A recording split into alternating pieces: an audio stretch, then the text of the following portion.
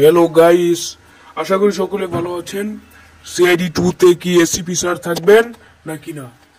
CID 2 এর shooting এ SCP স্যারকে দেখা গেছে। তাহলে কি এপিসোড 36 নম্বরে এসসিপি কে দেখা যাবে নাকি না?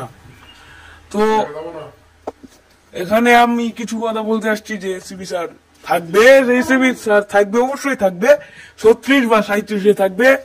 তো আমাদের চ্যানেল নতুন হয়ে থাকলে অবশ্যই সাবস্ক্রাইব করে দিবেন এবং আমাদের সাপোর্ট করবেন। তো সিআইডি 2 তে আমরা এসিপি প্রদ্যমানকে চাই।